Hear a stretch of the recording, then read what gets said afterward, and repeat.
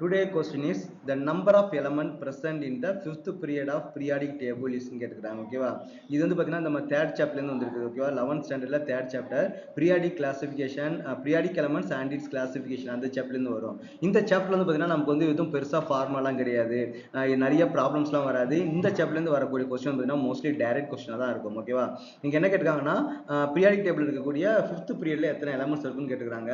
இதுதான் வந்து பார்த்தீங்கன்னா ஒரு பீரியாடிக் டேபிள். பீரியாடிக் டேபிள் வந்து பார்த்தீங்கன்னா மொத்தம் நம்ம வந்து ரெண்டா கிளாஸிஃபை பண்ணுவோம். ஒன்று வந்து பீரியட்ஸ், இன்னொன்று வந்து பார்த்தீங்கன்னா காலம் நமக்கு சொல்லுவோம் ஓகேவா. அப்போ டோட்டலாக 7 பீரியட்ஸ் இருக்கும், 18 காலம்ஸ் வந்து இருக்கும். இந்த ஃபர்ஸ்ட் 2 எலமெண்ட்ஸ் இருக்கு இல்லையா, அந்த ஹைட்ரஜன் ஹீலியம், அதான் வந்து பார்த்தீங்கன்னா ஃபர்ஸ்ட் பீரியட். அப்போ ஃபர்ஸ்ட் பீரியட்ல மொத்தம் எத்தனை எலமெண்ட்ஸ் இருக்கும் பார்த்தீங்கன்னா ரெண்டு எலமெண்ட்ஸ் மட்டும் தான் இருக்கும். அந்த ரெண்டுமே வந்து பார்த்தீங்கன்னா எஸ் பிளாக் எலமெண்ட்ஸ் வந்து இருக்கும் ஓகேவா.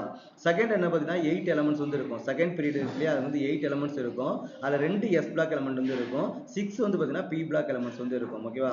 ஸோ தேர்ட் பீரியட் வந்து நமக்கு என்ன இருக்குன்னு பார்த்தீங்கன்னா அதே 8 எலமெண்ட்ஸ் தான் இருக்கும். 2 வந்து எஸ் பிளாக் எலமெண்ட்லேருந்து இருக்கும், 6 வந்து பார்த்தீங்கன்னா பி பிளாக் எலமெண்ட்ஸ்லேருந்து இருக்கும். ஃபோர்த் பீரியட் வந்து பார்த்தீங்கன்னா டோட்டலாக வந்து பார்த்தீங்கன்னா 18 எலமெண்ட்ஸ் வந்து இருக்கும். அதில் 2 வந்து எஸ் பிளாக் எலமெண்ட்ஸ்லேருந்து இருக்கும், 6 வந்து பார்த்தீங்கன்னா பி பிளாக் எலமெண்ட்ஸ்லேருந்து இருக்கும், 10 வந்து பார்த்தீங்கன்னா டி பிளாக் எலமெண்ட்ஸ் வந்து இருக்கும். நமக்கு கொஸ்டின் என்ன கேட்குறாங்க பார்த்தீங்கன்னா ஃபிஃப்த் பீரியட் தான் கேட்டுக்கிறாங்க. அப்போ ஃபிஃப்த் பீரியட்ல என்ன இருக்கும் பார்த்தீங்கன்னா டோட்டலாக 18 எலமெண்ட்ஸ் வந்து இருக்கும். அதில் 2 எலமெண்ட் பார்த்தீங்கன்னா எஸ் பிளாக்லேருந்து இருக்கும், பி பிளாக்ல 6 எலமெண்ட்ஸ் வந்து இருக்கும், டி பிளாக் வந்து பார்த்தீங்கன்னா 10 எலமெண்ட்ஸ் வந்து இருக்கும் ஓகேவா. அப்போ நெக்ஸ்ட் சிக்ஸ்த் பீரியட்ல சப்போஸ் உங்களுக்கு கொஸ்டின் வந்து சிக்ஸ்த் பீரியட்ல கேட்டாங்க பார்த்தீங்கன்னா அப்போ ஃபிஃப்த் பீரியடும் சிக்ஸ்த் பீரியடும் ஒரே மாதிரி தானே இருக்குது. அப்போ சிக்ஸ்த் பீரியட்ல 18 எலமெண்ட்ஸ் தான் இருக்கும்னு கேட்டால் அது வந்து தப்பு ஓகேவா. மொத்தம் வந்து 32 எலமெண்ட்ஸ் வந்து இருக்கும். கீழே கொடுத்துருக்காங்களே எஃப் பிளாக் எலமெண்ட்ஸ், அதில் இருக்கக்கூடிய ஒரு 14 எலமெண்ட்டும் சிக்ஸ்த் பீரியட்ல தான் நமக்கு வந்து இருக்கும் ஓகேவா.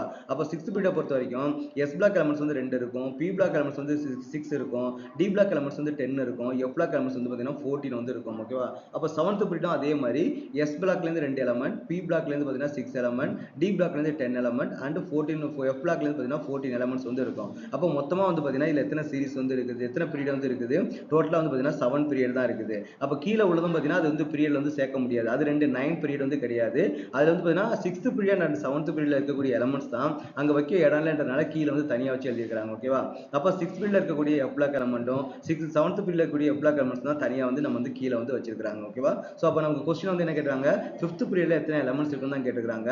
So the correct answer is the third option 18 தான் வந்து நமக்கு வந்து கரெக்ட் ஆன்சர்.